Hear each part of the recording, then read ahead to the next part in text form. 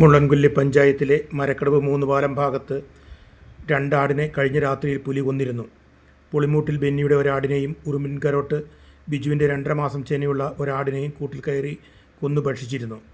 ഇവിടെയാണ് Mullankolli panchayat president Lissy Sabu, vice president Shinu കച്ചറയിൽ, മെമ്പർമാരായ Jisha Sebastian, Sunny Joseph, forest range officer Rajeev Kumar MK, deputy range officer Surendran, section forest officer Mohankumar എന്നിവരുടെ നേതൃത്വത്തിൽ പുലിയെ പിടികൂടുവാൻ വേണ്ടി കൂടും ക്യാമറയും സ്ഥാപിച്ചു.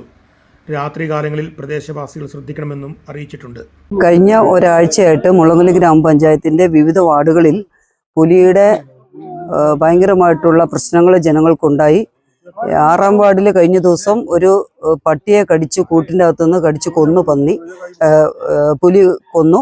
അതുകൊണ്ട് തന്നെ ആ പ്രദേശത്തെ ജനങ്ങൾക്ക് മുഴുവനും ഭയങ്കരമായിട്ടുള്ള പരിഭ്രാന്തി ഉണ്ടായി. അതിനുശേഷം ഇപ്പോൾ ഇന്നലെ ഗ്രാമപഞ്ചായത്തിൻ്റെ 2-ാം വാർഡിൽ 2 വീടുകളിലായിട്ട് പുലി ഇപ്പോൾ ഇറങ്ങി. ഇന്നലെ 2 ആടിനെ ഇന്നലെ തന്നെ കടിച്ചു കൊന്നിട്ടുണ്ട്. അപ്പോൾ അതുകൊണ്ട് തന്നെ പ്രദേശവാസികളുടെ ആശങ്ക അകറ്റുന്നതിന് വേണ്ടി റേഞ്ചർ ഓഫീസർ പ്രിയപ്പെട്ട രാജീവ് സാറിൻ്റെ നേതൃത്വത്തിൽ ഉള്ള ഒരു സംഘം സ്ഥലത്ത് വരികയും ഈ പുലിയെ പിടിക്കുന്നതിന് വേണ്ടി ഇവിടെ കൂട് ഇന്നിവിടെ സെറ്റ് ചെയ്യുകയും ചെയ്തിട്ടുണ്ട്.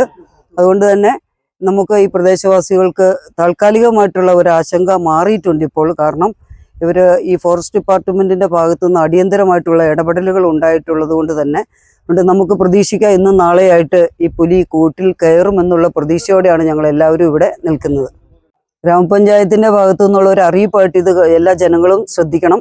രാത്രി കാലങ്ങളിൽ ഇതിലെ യാത്ര ചെയ്യുമ്പോഴൊക്കെ ഇങ്ങനെ ഒരു പുലി ഈ പ്രദേശത്ത് നമ്മൾ കണ്ടതുകൊണ്ട് ഒരു ജാഗ്രത പാലിക്കണം എന്നുകൂടി ഈ അവസരത്തിൽ ഓർമ്മിപ്പിക്കുകയാണ്. പുൽപ്പള്ളി ന്യൂസിന് വേണ്ടി ഡാമിൻ ജോസഫ്.